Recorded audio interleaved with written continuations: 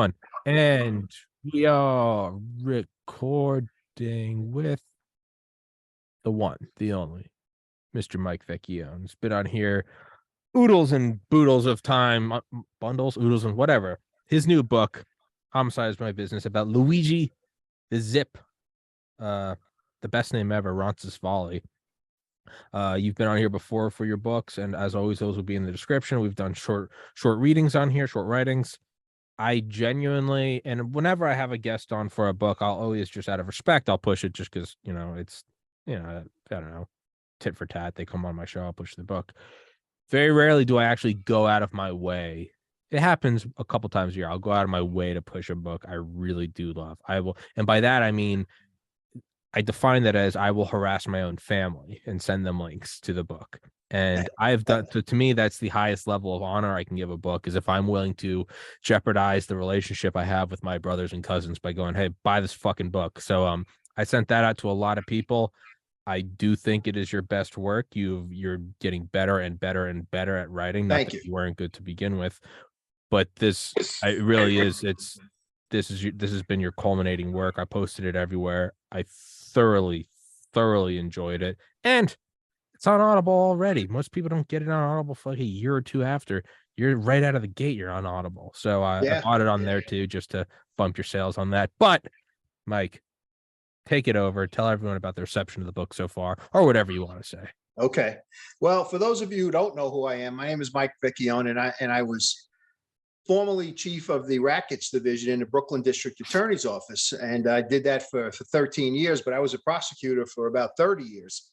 And Homicide is My Business is about my early days in the DA's office when I was, I guess I had been in the office maybe about 7 years by that point, 6 years. And I was the senior trial assistant in the Homicide Bureau at the time.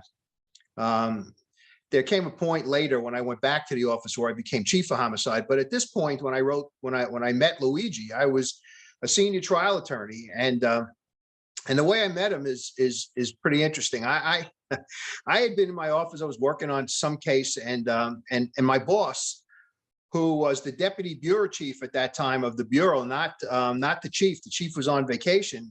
The deputy bureau chief calls me into his office, and there are two detectives that I see who I know from the Brooklyn Homicide Squad. And he said, Mike, Billy McGrory was one of them, and I don't remember the other one, but he said, Billy's got this informant. They've debriefed him. It's a case that is going to be yours. And, so why don't you go meet the guy? He wants to talk. And I said, okay, but why me? He said, well, he's Italian. You're Italian. You'll hit it off. And that was it. That's how I met him. I went back to my office. Actually, I went into a conference room. My office was in a, I can't even describe for you how, I think I do it in a book, how small the office was. It was a very tiny, claustrophobic box. Yeah. And so I told him to bring him into the conference room. And we had a conference room there that was, for anybody who is familiar with city furniture, city and people who have to work on the furniture that the city gives you. Mm-hmm. We had this table that it took up most of the conference room. The chairs were all mismatched. There was, I think, a one window in the room, and it faced another building that was less than 5 inches away from our building. It was it's not the glamour that you see on television when they talk about when Law and Order prosecutors step into the prosecutor's office, and it's this magnificent looking office. It's like a Wall Street boardroom. Yeah. This was like a Wall Street bathroom. So that's how I described it. Anyway, so I'm sitting there, and the detectives walk in with this guy in handcuffs, and I look at him, and I say to myself, this is a hitman. This can't be. He looked like a bowling ball, and he was built like a bowling ball to me. He was short, he was fat, he was he was dressed obviously in clothes that he hadn't changed in a while, because he had been in custody of the FBI before being in custody of the police department. And I don't know what they did in terms of getting him clothes, but he had stuff on that was that it was just not something that you would think a guy who came from, the mafia, who makes all this money and who, who's a respected person would look like. And I said, okay, sit down. What's your name? And he introduced himself, Luigi Roncesvalli. That's his name. And it was hard. You can't, you can't really make it up, Tom. It's and so great. Roncesvalli. I said, Luigi, may I call you? Luigi goes, yeah, what's your name? And I told him my name is, Mike Vecchione. He said, Vecchione, blah. And he gave me the Italian right away. So I said, okay. I said, listen, Luigi, you look hungry. Are you hungry? He goes, oh yeah. He said, I've been eating merde in the jail. He was in the Brooklyn House of Detention, and merde in Italian is shit. That's the word for shit. So he looked like that he wanted a meal. So I said to him, well, what do you want? So he tells me he wants a veal cutlet Parmesan hero and a bottle of beer. I said, okay. I sent one of our investigators down. He got the bottle of beer, got the hero.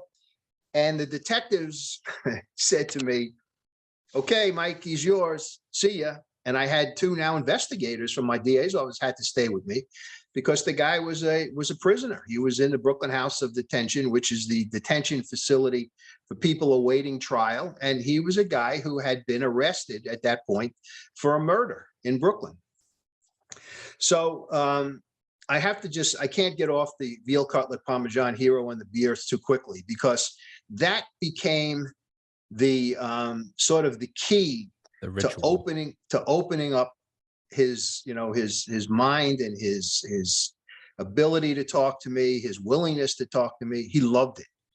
And it was, I can tell you, Tom, very different from what he told me he was getting as food in the Brooklyn House of Detention. So every time he came up to my office, which he did many times over the next several months, I had the veal Parmesan hero and the beer waiting for him. And it was like he was home. So it was a good thing. And his sacrament. And then he opened up to me. He opened up to me. And I think last time we spoke, I talked about some of the things he told me, but I think it bears repeating in terms of setting up how he got to where how he got to me, how he got to the police, how he got to the FBI, and why he did. And I'm not going to go into a lot of detail, because I do really want your listeners to read the book, because I think it will give them a true full picture. But I like to say that we start at the end of Luigi's story in Brooklyn, which is the beginning of his story with me.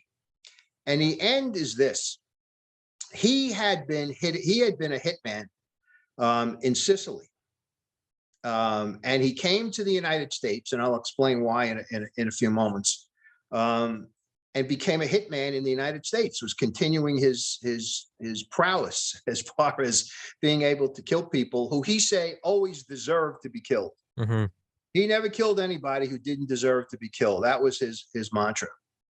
And he was so successful that an international criminal from Italy, a guy by the name of Michele Sindona, who was responsible for the fall of the Vatican Bank, for the fall of many other banks in Italy, because what he was doing is he was so-called managing them, but what he was doing was ripping the banks off.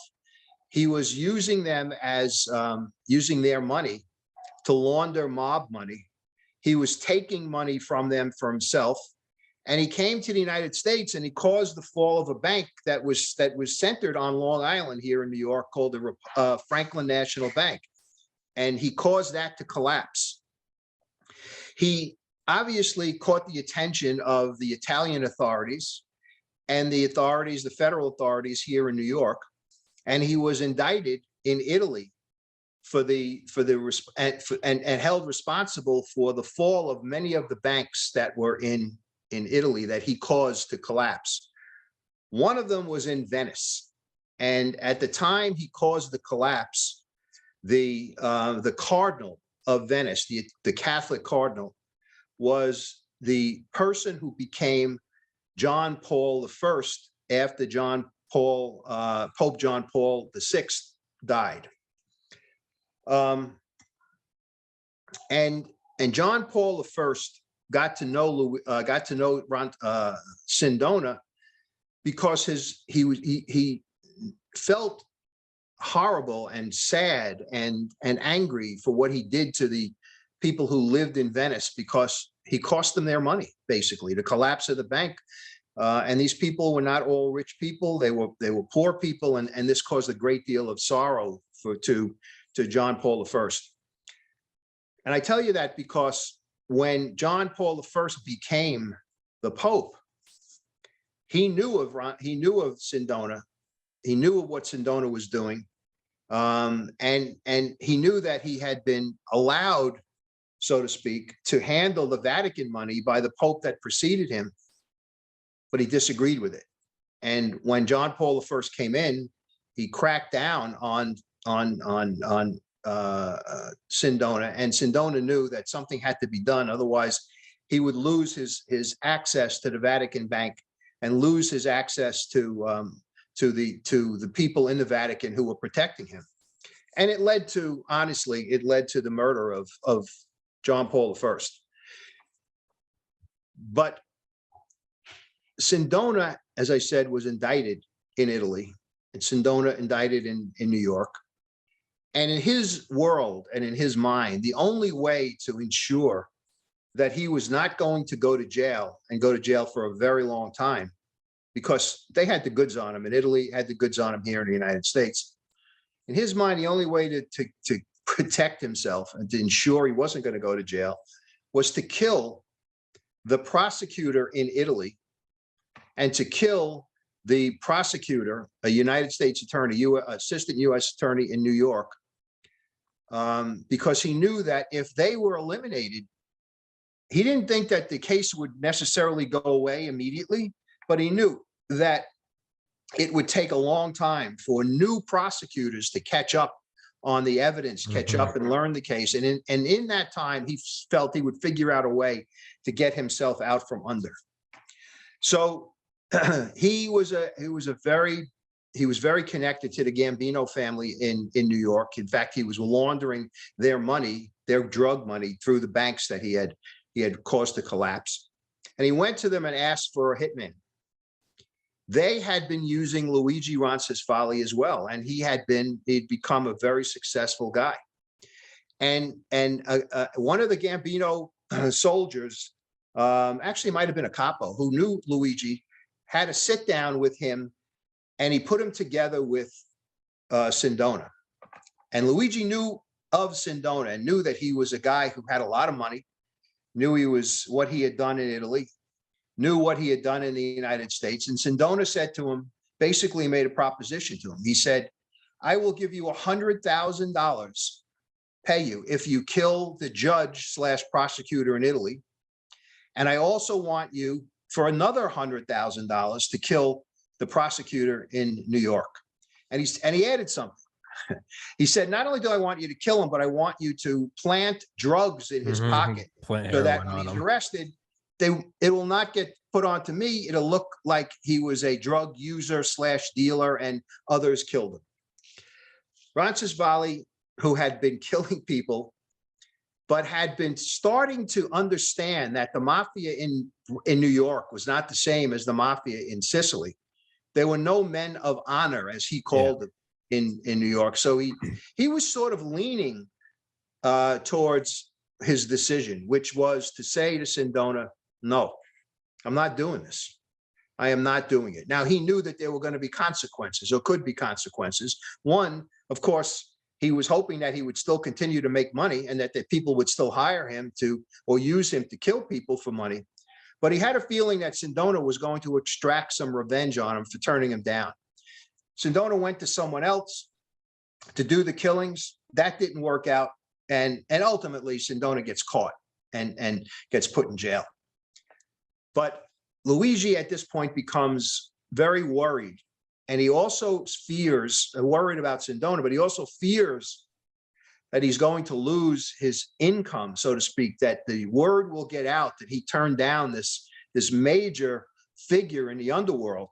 and perhaps he'd be looked down upon and not hired any longer. And he took jobs, other things that he needed to do to make money.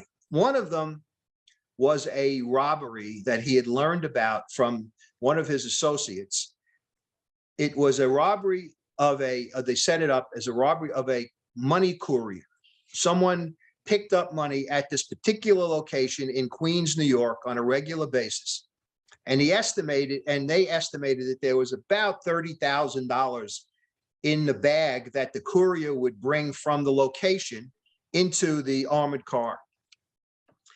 So they staked out the location, and Luigi says they told me that the courier came out just like they said that the courier would, except, he said, Mike, except it was a woman. Yeah. It was not a man. He said, we don't rob women in Sicily. That's a no-no. I can't do that. But he was so desperate, Tom, that he did. He opened up the bag in the car on the way back to where they were going to drop. He found that there was only $3,000 in there. And now he is burning because he feels that he lost face because he robbed a woman, which he could never tell anybody that he did in his world.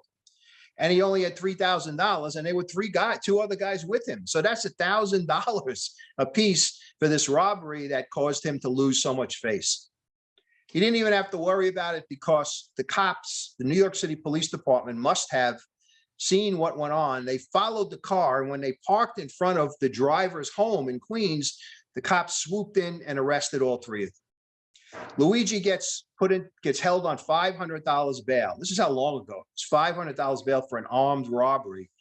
Was a very low amount of money for that period of time, for that kind of crime, I should say. And he calls up Sindona, believe it or not, to ask him for the $500. Now, I asked him, what did you think was going to happen? He says, I thought he wouldn't want me to talk, so he would give me the $500. That was his thinking. Sindona basically told him, no.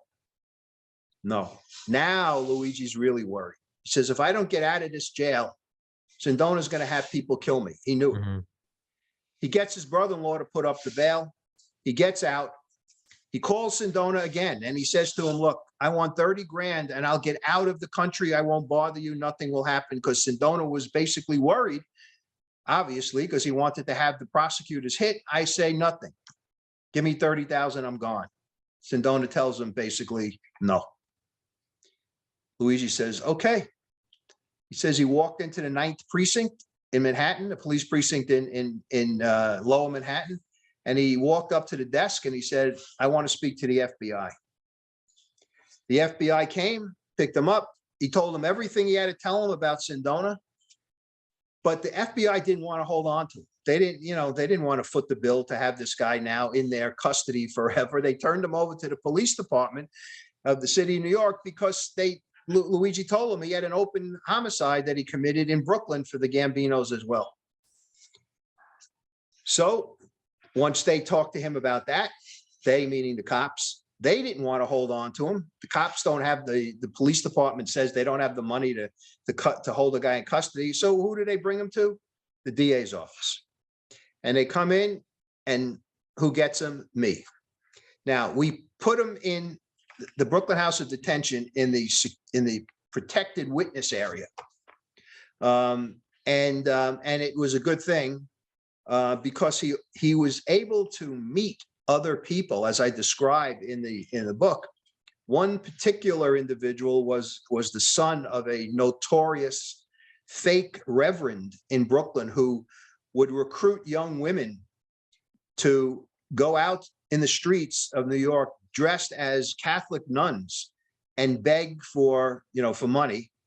They would then come back to his home in Brooklyn, actually not too far from where I grew up, take the money, and then he would simply rape the girls. He would hold them, rape them, send them back out.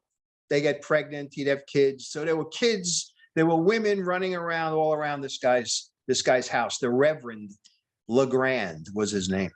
And so Luigi was able to give me some information about Legrand because Legrand's son was in jail with him in the protected witness unit. He wasn't a witness, but he was a guy who needed protection because of the notoriety that his father's case had gotten in Brooklyn. And the warden feels, look, I don't want this guy killed on my watch, so we keep him in the protective unit.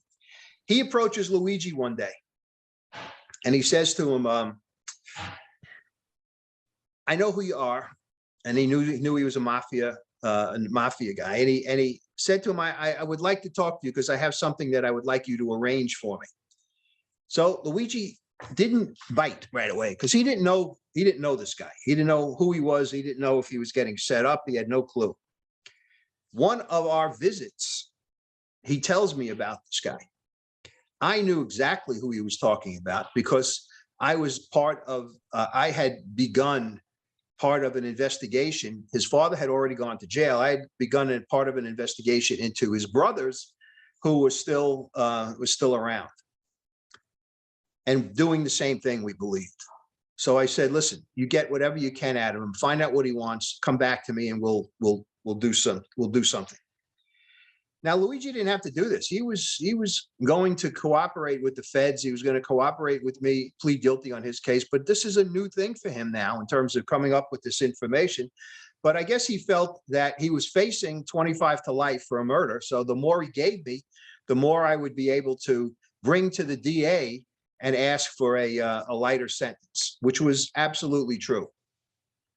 What this guy, whose name was Legrand, wanted was he feared that one of his brothers, who was trying to save his own ass from going to jail, was going to turn and give the DA's office, the police, the location of many of these dead young women who his father had killed and who they had buried in and around New York City. He wanted his brother killed, and Luigi was the guy he went to because he knew he was a mafia figure and could do it. That opened us up. That opened up our investigation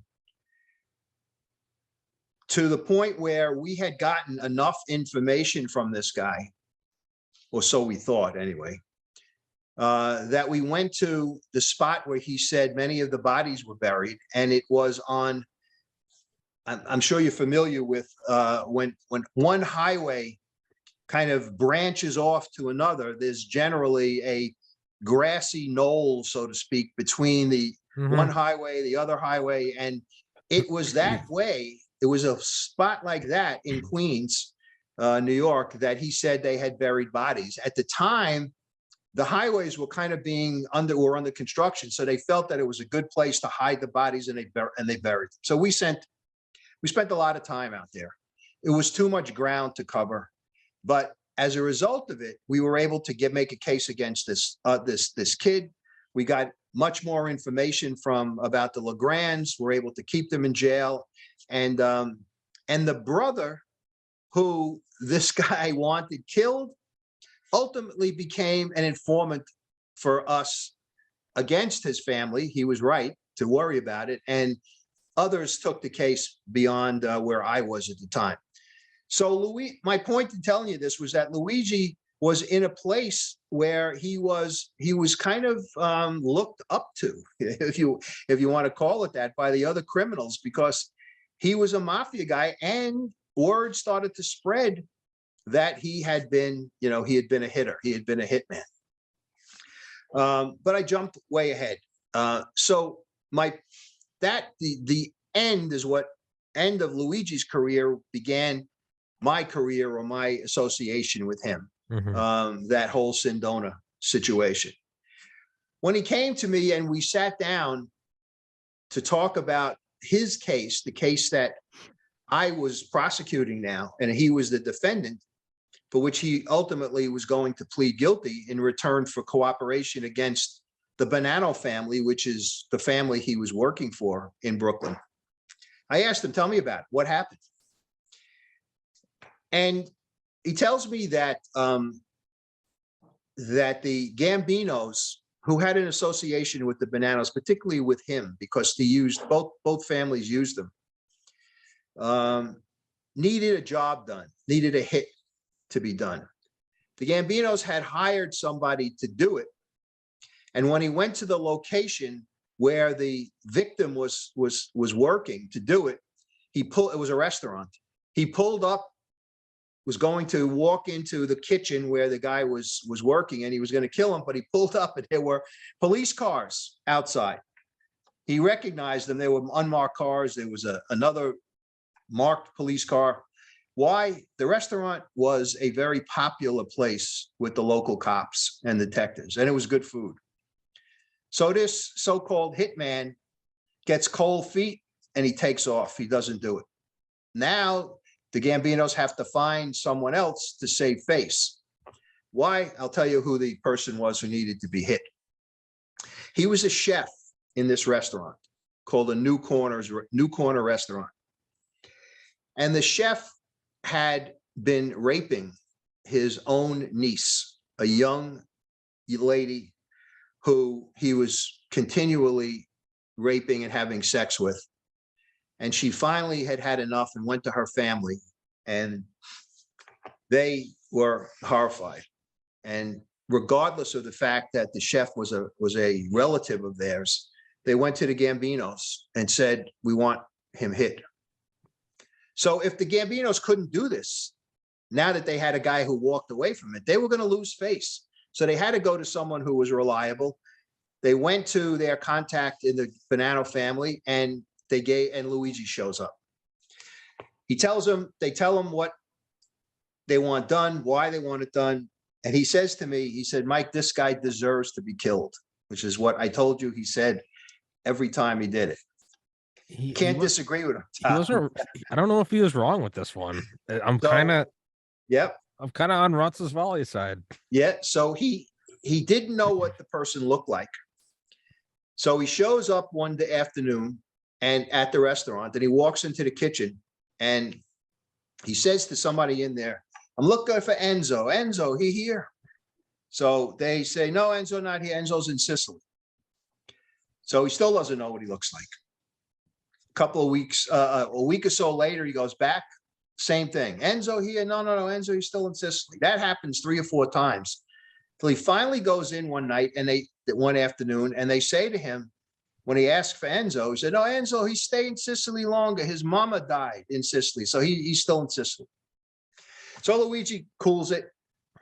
He waits about 2 or 3 weeks later, and then he calls the place. And he says, Enzo, is Enzo back? And they say, yeah, Enzo's back. He's back from Sicily. He working tonight. So Luigi still has to figure out who this guy is and what he looks like. So he gets the young girl, who's the victim, and puts her in a car, drives with the Gambino who hooked him up, and they sit across the street from the entrance to the kitchen of the restaurant. Now they know that he's showing up to work like 4 o'clock or whatever. And when the chef Enzo walks into the restaurant, into the kitchen, the young woman says, that's him. She points him out. He says, okay.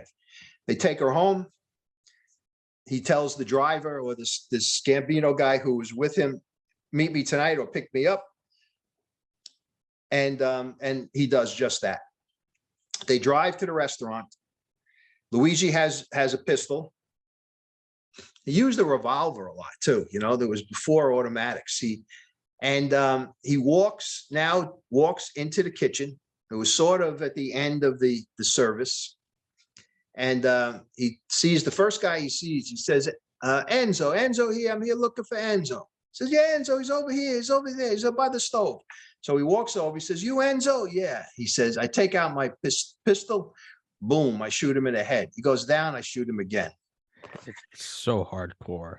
And it's in the middle of anyone that hasn't read the book. Right. Crowded kitchen. Yes, it was. What'd you do next? He says, I walk out. I get in the car. I give the gun to, it was a guy named Mirable. I give the gun to Mirable. I tell him, you get rid of the gun, drive me to my car. What did you do? I go to Atlantic City. Mm-hmm. That's what he says. Now, that was his deal. That was his thing. By that point, he had killed a lot of people, and that was his mantra. That was his practice. So he tells me later on, though, during the time we were talking, that he later finds out that Mirable didn't get rid of the gun, that the gun, he sold it to somebody. And now Luigi, he is that. And it's another one of these things that kind of preys on his mind about how careless the American mafia is, how they don't really care about things, how they're kind of stupid in a lot of ways. So that was the confession that he made to me and to the police about the case that was open in Brooklyn, which caused the FBI to turn him over to us. So now I did what, now keep in mind, I have to let your listeners know, viewers know, that I was in the DA's office probably about, as I said, maybe 7 years by that point, but I had never dealt with a hitman like this. I had done a lot of cases. I was mostly a homicide prosecutor, but the homicides that I did were kind of, as I really kind of chided myself later on in my career, I used to call them bullshit homicides. Two guys fighting over a beer bottle, and believe it or not, those are the kind of cases that we had in Brooklyn at that time.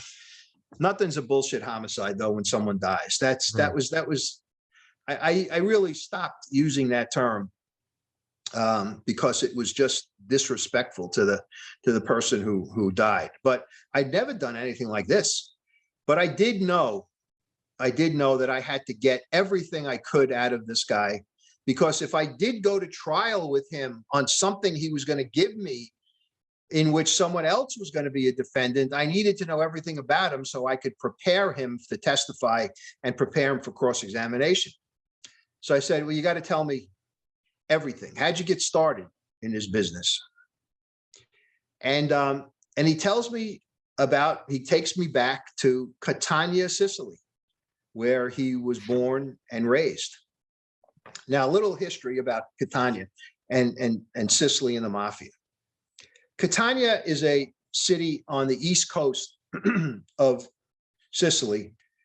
Would say kind of draw, not necessarily a straight line, but a line from Catania to around Naples. So you know that about where it was. The center of mafia activity in Sicily was in Palermo, which is the capital of Sicily, and which is on the northern coast of Sicily. But Catania had a family, had a mafia family that was not on the same level as the Palermo mafia. It was kind of like, let's say, the Mets, the guys in Palermo and their AAA farm team, in Syracuse is sort of like the Catania mafia. Okay, but they did have a structure. They had a boss, and the guy that ran the mafia in Catania was a guy named Rapisardi. Tommy, I never got his first name. Luigi never told me his first name. He used to refer to him as Signore Rapisardi or Don Rapisardi. And in the book, as you know, I refer to him as Signore Rapisardi. So Luigi wants to be a made man. He wants to be part of the local men of honor. And as he many years later, told a congressional committee of senators, Senator, in America, young boys want to play baseball.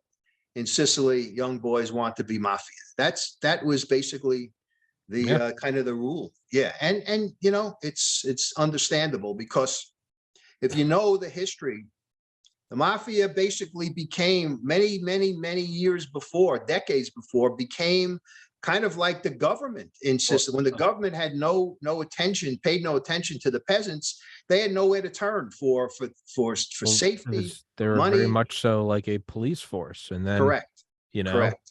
although with its flaws, and then you even just look at 2022 America, and it seems like you get 5 years for raping a kid, and you can go walk in a store, and as long as you steal less than $900 worth of merchandise, you can just walk out. Right. And you go, if there is a strong arm who cleans up the neighborhood, and if there's a rape, that there is street justice. Tell me where that's, how do you, and you're a kid and you look at that and you go, why wouldn't you want to be? And sure, that doesn't mean it's all good, but it's a, it's like kids wanting to join the army to go do what they think is the right thing. Correct. Why wouldn't you? Correct. Why They wouldn't looked you? up to them. They were the Absolutely. people, and the reason, one of the reasons I should say, is that their families looked up to these guys, because if, let's say, there was a dispute between two families over money that was borrowed, well, the cops and the law was not going to take care of that. It was the local mafia figure who took care of it, interceded, and settled things. So that's what he wanted to be, and I understood what he was talking about. For the longest time, I taught a history on organized crime at St. John's University, so I was aware of what the background of the Sicilian mafia in terms of how it developed and why it developed. So I knew what Luigi had been talking about. So he went to Rapisardi, and again, to make a long story short, he ultimately got into his favor, and Rapisardi gave him some menial things to do. Menial in the sense of a mafia menial, meaning he sent them to collect money that someone owed Rapisardi, and if the guy didn't pay him, then he would beat the shit out of him. Essentially, that was the menial jobs that he had, but he did them well. And Rapisardi finally trusts him enough to give him a job, which was a hit in Milan. Okay, not in Sicily. So here's a guy grew up in this the backwater towns of Sicily, and now he's got to go to Milan, one of the premier cities in Italy, but not to sightsee, to do a murder of a guy who was a business person and had owed Rapisardi money. But you would think, and the conventional wisdom is that mafia figures don't kill people who owe them money, because then they'll never collect the money. But as far as Rapisardi was concerned, it was worth it to kill this guy, because it was a lesson to people who had been taking money from him and borrowing money from him, that ultimately I'm not gonna stand for it. So he gave Luigi the job, and Luigi told me the story about how he had to figure out how to get to Milan. He had to take a ferry across to Naples, then a train. Then he had to he's in a city that's not familiar with him. He's got to figure out where the guy works, where the guy lives. And he did it all. He surveilled him till one day he got him in the right spot and he killed him. Then he had to backtrack. He had to do everything backwards, gets back to Catania, feels great. The next day he goes into the coffee shop where Rapisardi was headquartered, and Rapisardi pays him, but he shows him the Italian newspapers. Apparently the hit of this businessman made the newspapers. This was like, if Aaron Judge hitting his 62nd home run and seeing it in the front page of the New York Times. Luigi sees this hit. He feels wonderful. Sad to say, but he feels wonderful. Rapisardi then gave him other jobs. He had to do a hit in in Rome. And this one, since I've been to Milan, but I don't know Milan as well as I know Rome. He does the hit in Rome at the Trevi Fountain, which is one of the premier tourist spots in Rome. There's always people around, but he does the hit there, and he's able to make his way out. He doesn't get caught. He gets back in, and he goes to Catania. So the point of all of this is that he is now making a real big name for himself. These are major hits, and he's working for Rapisardi. And he says to himself one day, what about being made? I need to be a made man. I do everything. I want to be a man of honor. And he goes to Rapisardi, and he tells Rapisardi what his trouble is. And Rapisardi says to him, it's not, you're not ready, you're not yet, and he gives him a basically bullshit story about you're not ready and all this other stuff. He says to him, but I have a suggestion. Why don't you go to America? Go to Brooklyn, Knickerbocker Avenue. They need people like you. And for your listeners and viewers, what that meant was this. The head of the Bonanno family, Joe Bonanno, or Joe Bananas as he was referred to, but Joe Bonanno and a guy named Carmine Galante, who was a very important mafia figure in mafia history. He was a guy who was ruthless, made money hand over fist, but he was a major drug trafficker along with Bonanno, which was, for those of you, again, those of the people who were watching and listening and seeing The Godfather, they knew that bullshit about the mafia saying, oh, we don't do drugs, we don't sell drugs, you know, which is total crap. They didn't want to get caught with the drugs, but every mafia family wanted their hands in drug dealing, except that the Bonannos were unwilling to share. So they knew that if they had this pipeline, there you go. Spill water on myself. Fuck. Mike, I'm gonna go grab a dry shirt. I'm an idiot. For anybody that's listening and not watching, I just took a sip of water and spilled it all over myself like an idiot. Mike, tell them where to get the book. The book is available in Amazon.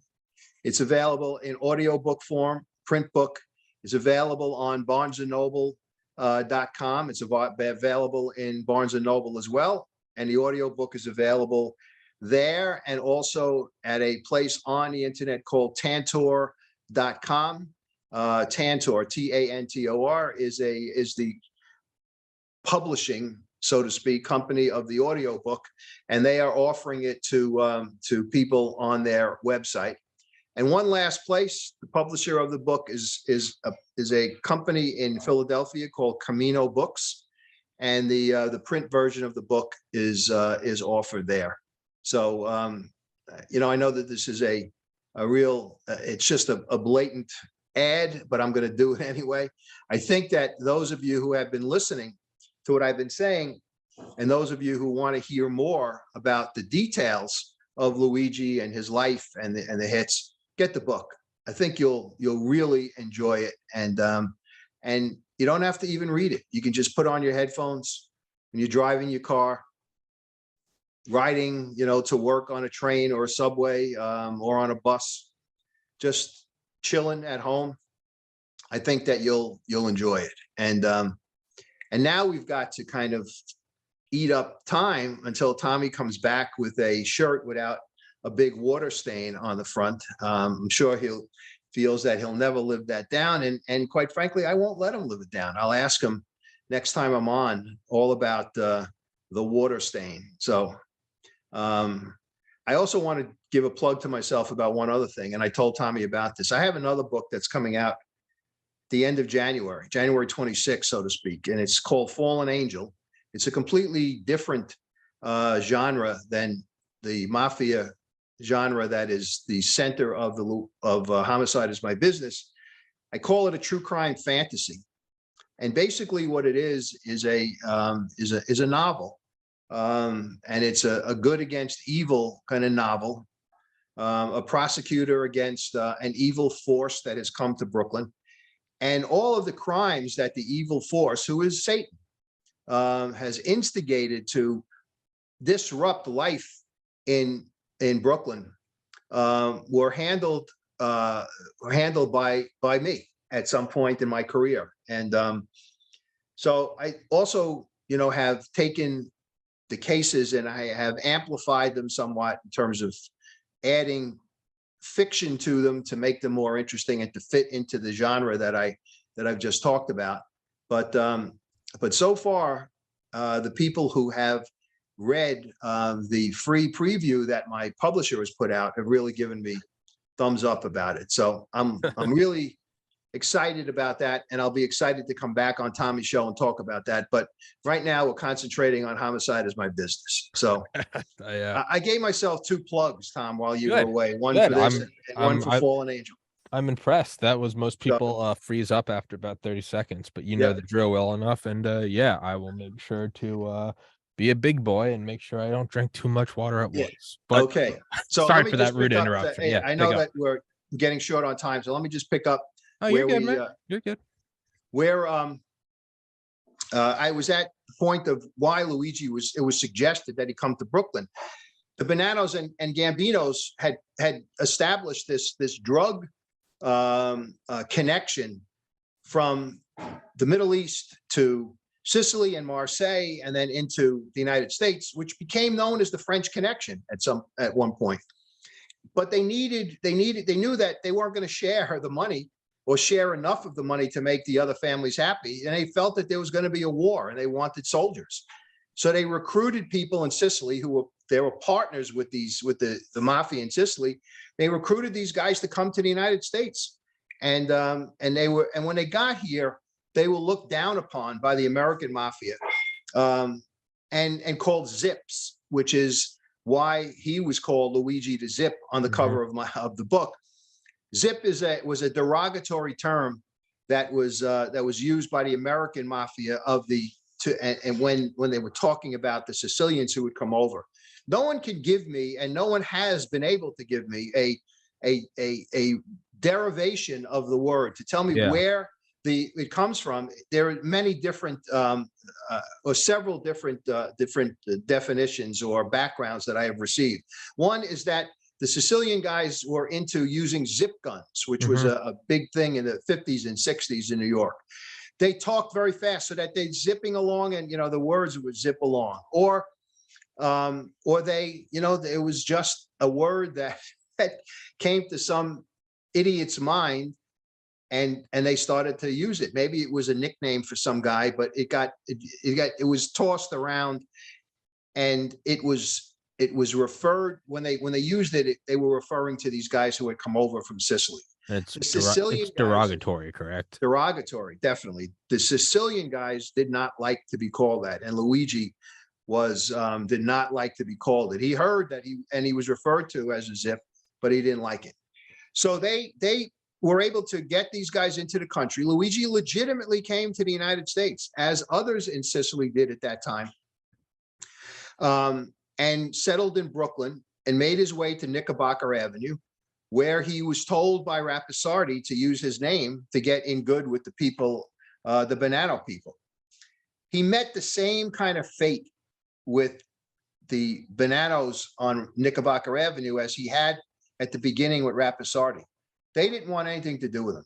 They had no clue as to who he was. They weren't going to give him any, anything to work, because they didn't know him. They didn't want to give him any work, until one day he finally gets up the nerve to approach a guy in one of the social clubs on Knickerbocker Avenue, who he says and describes to me was reading the Italian paper, had either a coffee, an espresso, or a drink in front of him, but he was dressed to the nines. He had a great, beautiful suit, according to Luigi. He had a nice tie. And most importantly, he had terrific looking shoes. Shoes were a big thing with Luigi. And his name was Pino DeQuana. And DeQuana was the second in command of the Bonanno operations on Knickerbocker Avenue at that time, to a guy named Peter Licata. Licata was the boss. DeQuana was his second in command. And Luigi went up to him and originally said to him, "Can I buy you a drink or a coffee?" And he looked at him like he was, crazy. He said, basically, "Get lost." Luigi persisted. He finally got to sit down with him, and he bought him a drink. And he talked and told him why he was there, and he used Rapisardi's name. And finally, DeQuana maybe felt sorry for him, or maybe just wanted to get this pain in the ass out of the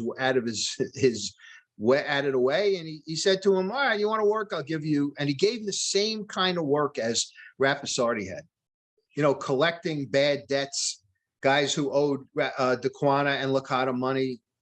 But once again, Luigi was terrific at what he did, because he had the desire to become a man of honor, as he called it, was burning inside of him. And he knew that this was the place where he was told this was the place where it would happen.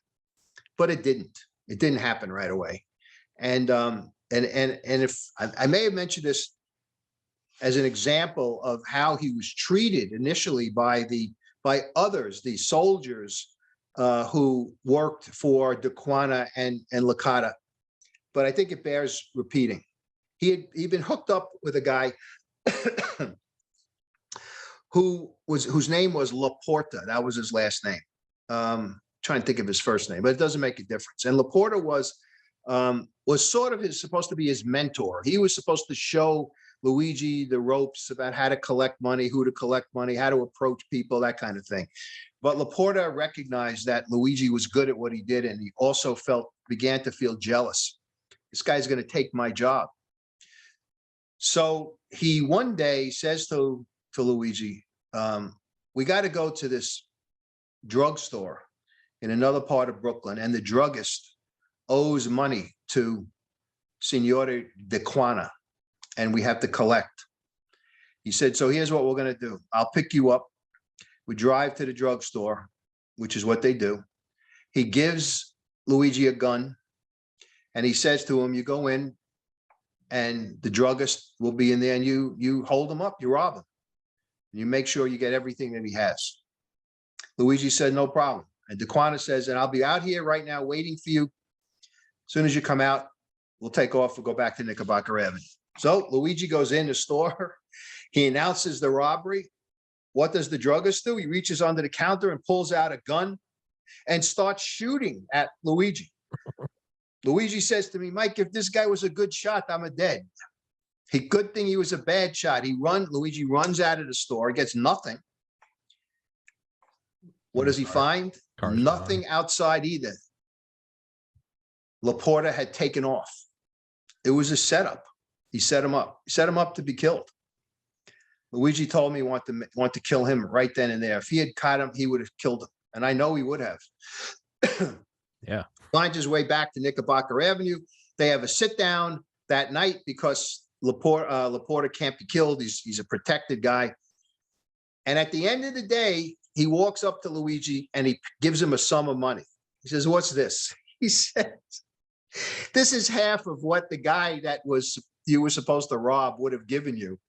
And Luigi was, he was, to use the term mortified is a little bit too much for a Sicilian hitman. But the bottom line was he was angry, mortified, upset. Everything about the whole situation was embarrassed. Yeah, humiliated. It's not. Yeah, this isn't honorable. This isn't. Yeah, nothing. So I say to him, so what? How did you do with Laporta? He says, well, we become okay. We become partners. And what happened? What do you do? Well, he tells me that one of the things that one of their jobs was both of them had legitimate passports. So one of their jobs was to drive from Brooklyn to Canada, cross the border, and distribute forged passports to more of the Sicilian zips who couldn't get into the country legitimately. That was one of their jobs. Another one, Laporta takes him to upstate New York, to a small town. This is at night now. And it was to a pizzeria, which was now closed. What are they doing there? The pizzeria owner owes money to the Bananas. Luigi describes to me what they did. They went into the pizzeria, broke into it, and Laporta disconnects all of the gasoline lines in the place. He says, let's go. They get in the car, they drive away, and they sit, and they wait, and they wait, and they wait. Luigi then says, Laporta, he get out of the car, he goes to a phone. This is tell you how long ago this was, Tom. He went to a phone booth, okay? Yeah. So yeah, he makes a call. He says, comes back in, and Luigi says to him, what are you doing? Who you call? He says, watch. And the place, boom, explodes. The spark of the old phone with the gas permeating the interior of the pizzeria blew it to smithereens. So Luigi becomes, he's building up more and more and more information, and more respect. Mm-hmm. And he finally gets Licata's attention, and Licata puts him now in charge of collecting, but Licata is the boss. So collecting for Licata is like, the being kind of like knighted, so to speak, in terms of helping him out, which he does. He's so good at it. But Licata also knows that Luigi is a gambler, and he was running an illegal casino above his social club. And one day, Licata learns that one of the dealers who's supposed to be dealing is sick. He can't. So he would lose money if he didn't get someone to replace him. And he sends Luigi to do the dealing for the night because he knows that he's a gambler. One other thing that I forgot, just before that, another thing that got him into Licata's good stead was Licata felt that somebody was cheating him up in the casino. He was losing money, and he also found out that there was they were finding counterfeit bills among the money that was being counted at the end of the night. So he sends Luigi up to see if he could, he knew gambling and if he could detect what was going on. Luigi tells me he figured it out almost immediately. He saw two guys who were wise guys, but they were not Bonanno people. They were from, I think he told me that they were Gambino people. And he saw what they were doing. They were using counterfeit money. So he waited until they went to the bar, and he went up to them, and he basically had a discussion with them. And he describes that, I know I have to say too much. I tell him, you pay everything back. And basically what he was saying, you pay everything back or I'm going to kill you. Yeah, pay everything back. And this is best case scenario. Best case scenario. Yeah, best case scenario is correct. You give me everything back. Well, Licata was thrilled. He solved the problem. That's why he gave him the job to deal. So he's sitting at the table this night and he's dealing blackjack. And at the table are all made men, Bonanno guys. One was a capo. And he hears them talking about another Bonanno guy, another made person who they're unhappy with, and he needs to be killed, but they don't want to do it because he's their buddy. Apparently this other Bonanno had taken advantage of one of their friends passing away with a young wife. And this guy took the young wife under his wing, so to speak, and began not only raping her, but putting her out and pimping her out. Yeah. And he had to be killed because the family found out about it, her family, and went to the Bonannos and said, you got to do something about this. They didn't want to do it. Luigi says, I'll do it. I said, why did you do that? He said, I need to do something to show them what I could do. It's my first time. I need to do it. And he does it. He's very successful. And he tells me the whole story about how he surveilled the guy. Same thing as he did in Italy. That is the key. He came back to the club the next night, and he was a hero. The family of the young girl, they loved him. He became somebody he never expected it. He said, Mike, I don't do nothing. I do something that needs to be done. And he knew that it was a murder of honor. That's the way he thought. And his career, took off from there. And there are several other of the murders, which I hope you invite me back. I'll save for another time. So that way we can spread this out a little bit. And I think I don't want to fill everybody up with all of this stuff at one time. So maybe you can have me back and I'll continue to continue. I'm glad you brought that up. I was actually going to suggest that. I was going to say, because I don't want to oversaturate it, because I do think that this book can be broken up into several episodes. But even there, so we will do that. And now that I'm all moved in, we don't have to do. I think it's been like 3 months since I had you on, but we'll get back to our regularly scheduled. I'm back in the groove now. But I mean, there's definitely. You have to have a functioning justice system, and that's something I always do. One of the many things I love about the United States is, even the sinners, even the demons, like everyone still gets a trial. Everyone still there's no street and that's a good thing. That's it's progression and evolution of man. Innocent until proven guilty, except it's a little different. Yes, and that is an undeniably good thing, despite the fact that there are miscarriages of justice. I'd say overall, it's probably far more good than bad. That being said, and maybe it is just more of a romantic idealism, and it's easy because these are stories and I wasn't there and I didn't lose anybody, and I just get to hear about it from you through a screen on a podcast, and I'm pretty removed from it. That given. But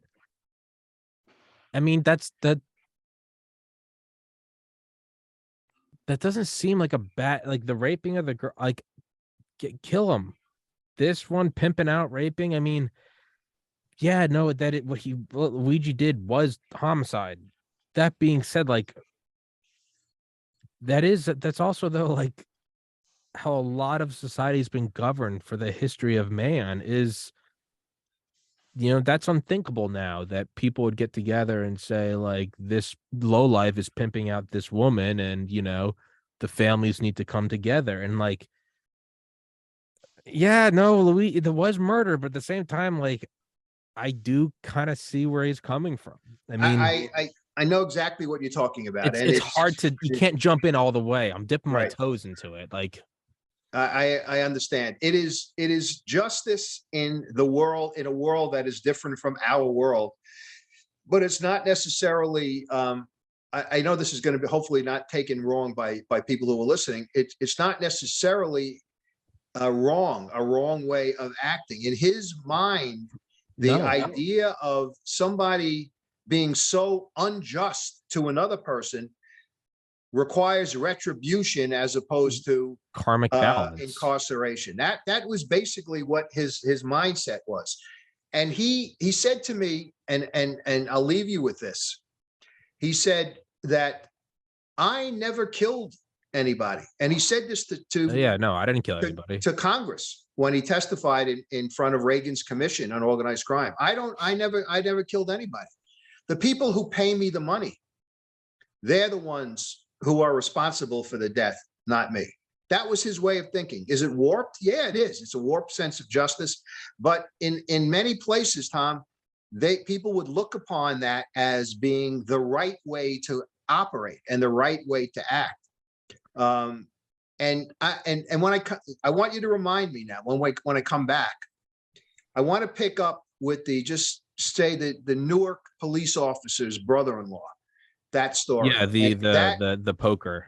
Yeah. Right. That kind of brings home what you were talking about in terms of establishing a just result for a horrible situation. And but I know it's a dilemma, and it's something which, of course, we have grown up at. This stuff is an anathema to us. But when you deal and you sit back and you think about what he was doing and the people that he was doing it to, you say to yourself, you go, is it? There's something there. Yeah. And then you got to remember, and then devil's advocate, you got to look at it and go, we're also hearing curated stories of the most noble things the mafia did. We're not hearing about, of course, human corruption where somebody gets whacked just because he didn't like them, or you get a hothead and it's so. I mean, ultimately, I would have to settle on no. Our modern justice system's is the best. It is the best. It is for all of its flaws. Perfect. Right.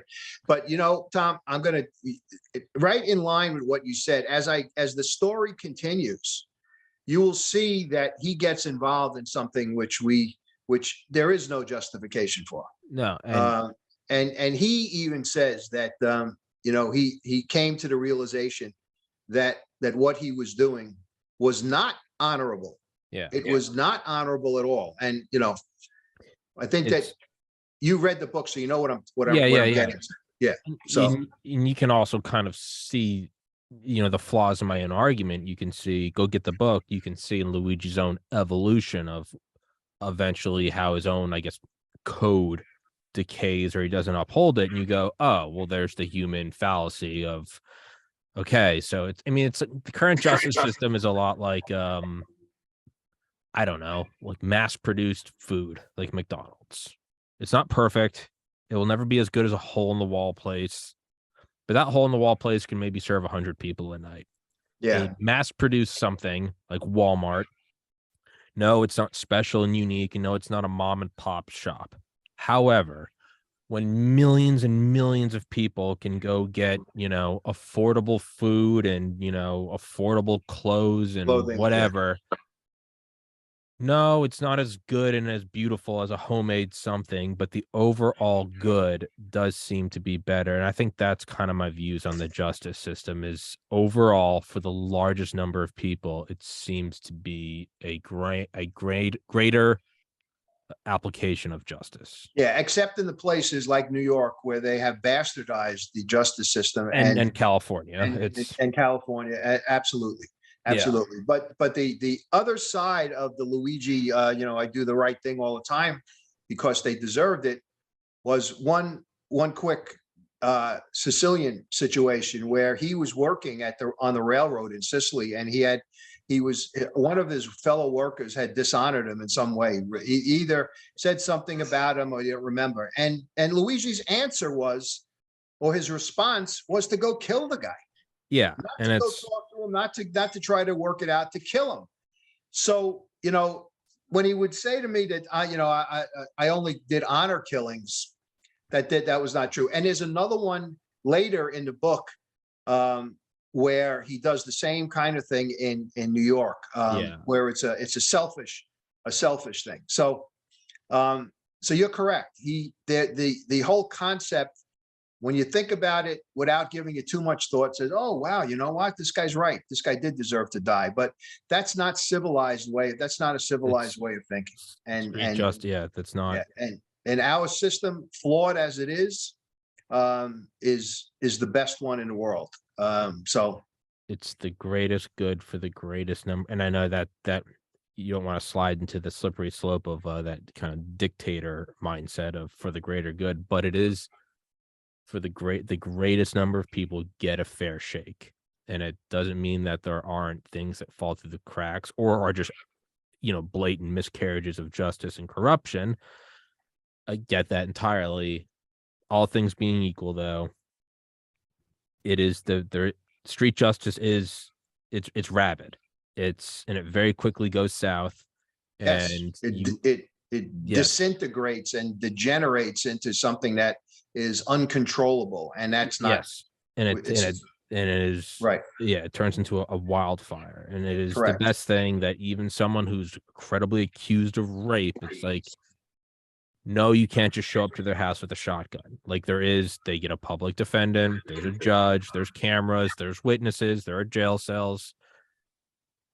I mean, you got to look at, I guess we'll wrap it up with this, is like, you got to look at the Mossad, the Israel's CIA, who went to Argentina in the late 40s or early 50s or maybe even 60s, and they went and they located and found Adolf Eichmann, the architect of the Holocaust. Right. They kidnapped him. They brought him back to Israel. They gave him a trial, and he was put inside of a bulletproof glass box with 2 guards inside the glass box and 2 guards outside the glass box. And those 4 guards, they all had extensive lineage checks to make sure that they didn't lose any members of their family in the Holocaust, because if anyone did any street justice, then they felt that they would be stooping down to the level of the Nazis. They gave him a trial. He was, charged with 6 million deaths, and he was hung. And it may seem all like pomp and circumstance, but you do have to do that. There is an importance to, even Timothy McVeigh got a trial. Even these school shooters, these kids that go and shoot 20 kids in the face, they're still brought in bulletproof vests. If anybody tries to tackle them, the cops stop it. Those are symptoms of a progressing society, right? And that's the way civilized societies operate. Yes. And that's why we can be where we are right now, saying what we want to say, because our civilization is, we act under rules, civilized rules. And if we didn't, then you or I would not be able to sit here and talk about whatever we want to talk about. We'd be perhaps visited by some group of people who were going to want to arrest us and shoot us, on my terrace out here. So, no, that's the way it has to be. I, of all people, with this podcast, I would have been jailed and killed a long time ago, right? But that's the beauty of this, is it's not just it's the idea of the First Amendment. It's not just that you can say whatever you want. It also means that I agree. Innocent until proven guilty. And again, it doesn't mean that there aren't miscarriages. It just means that this is the least worst system. Exactly. But exactly. I think we're on the same wavelength here. But Mike, let's wrap this one up. I'll put the book in the description. It genuinely is fantastic. I highly, highly recommend it. Luigi. Thank you, Tom. I appreciate that. He is a character and a half, and it in a weird way, he kind of did get his notoriety. I mean, there's a book written about him now, and in a Yeah. weird And way. exactly. And Tom, he did become what he wanted to become, a man of honor, A except man that of what he honor. did, yeah, he became a man of honor because of what he did with us. Yes. So in that respect, he did achieve And his lifelong goal. So he made sure his family was safe, and he helped with the presidential commission. And many ways, Luigi did become a man of honor, the yeah, bowling ball himself. But yeah, yeah. Mike, let's wrap Thank this you. one up, and let's I'll text you right now, and we'll set the next one up, and we'll pick up Good. with the cop and the brother and the poker. Yep. Thanks, Brother. Tom. Thank you so much, Mike. Guys, go Have a get the good book. night. Put it in the description. Thank you so